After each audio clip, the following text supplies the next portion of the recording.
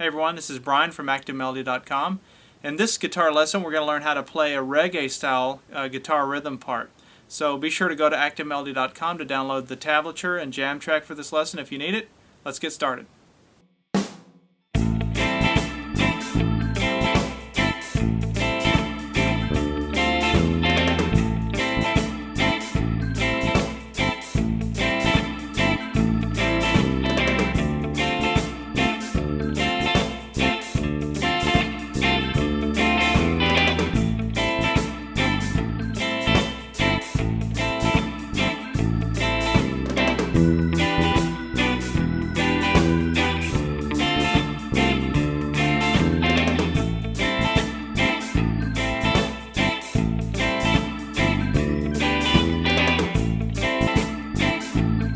Alright, so the reason that I chose a reggae lesson this week, besides the fact that reggae is just fun to play, is because there's a lot of fundamentals you get when you're playing reggae that will translate to other styles of music. And primarily what I'm talking about is the muting that you do with the left hand here. So instead of just letting your chords ring out, which you learn when you're just learning to play guitar, usually what you learn is down here in the first position, and you don't use any sort of a muting effect. But as you start to learn to play chords up and down the neck, muting with the left hand is really important, and it gives you all kinds of, that's how you get your rhythms.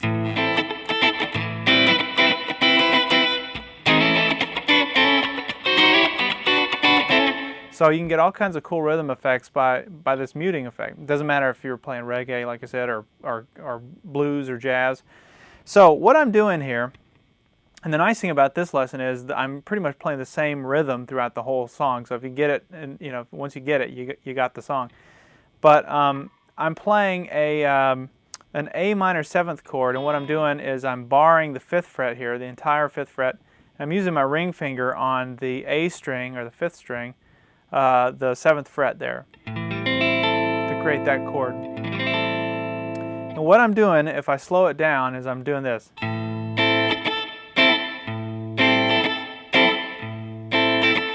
So I'm starting with the low note, which is an A in this case. So I'm just hitting the 6th string there. And then I'm doing this. Down, up, down, down. Down, down, up, down, down. Down, up, down, down. Now, so the first thing you're going to want to do is to try and get the right hand. So get the right hand going. Down, just that one string. Down, down, up, down, down, down, down, up, down, down. Start it real slow. And once you get that rhythm going a little bit, it's going to be crude in the beginning. What really makes it work is this muting here with the left hand. So what I'm doing is I'm pushing down.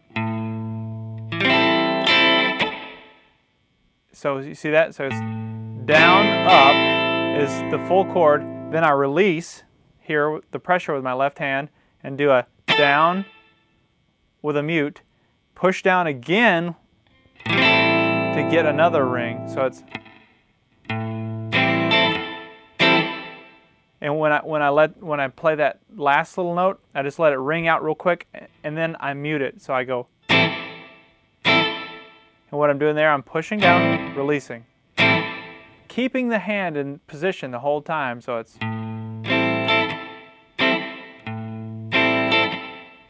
can you see what I'm doing there? It's all about applying pressure and releasing the pressure. So it's release it, push it down, release it.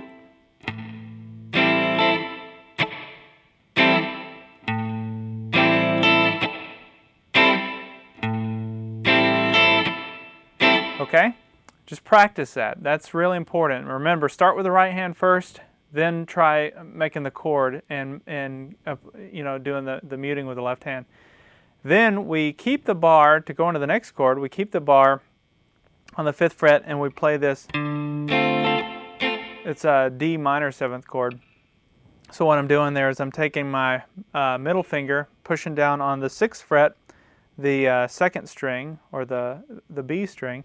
I'm taking my ring finger and pushing down on the 7th fret, D string or the 4th string like that. So, and I'm only playing these 5 strings. I'm not playing the 6 strings. So on that, the bass note that I'm hitting is this note right here, which is a D,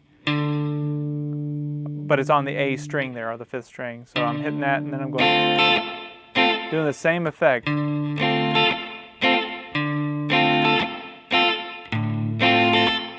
Sometimes you'll accidentally, you know, it's kind of hard to do, especially in the beginning. Sometimes, and I just did it right there.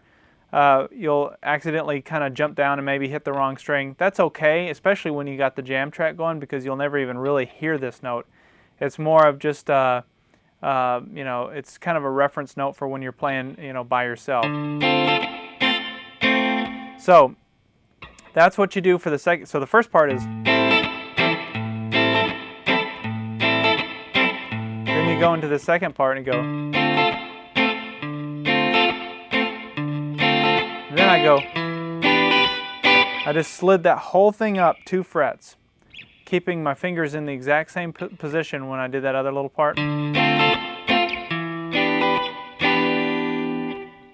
then back to the A. And that's really all there is to this song. Now I'm going to play through this whole thing very slowly. And by the way, when you're first learning this, do this slow. Don't try and do this up to speed. Accuracy in the beginning is way more important than playing it fast. So I know I got the jam track that you can practice with, but you may not be able to do that in the beginning. That's okay. Just try and get it accurate. But it's important to point out, you know, what I'm doing here, the back of the neck, I've got my thumb pushing down, and all this is just a matter of squeezing to create the chord and releasing. Squeezing and releasing. That's how you get that muted effect with the left hand. So it's squeezing, releasing, squeeze, release. So let me do this. Let me play through the whole thing, all the chords, very slowly. This is what it looks like.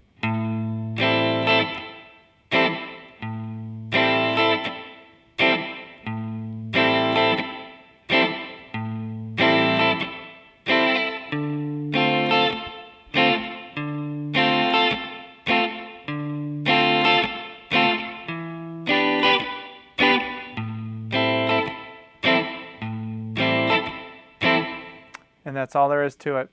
I hope this one is not too challenging for you. Just keep practicing.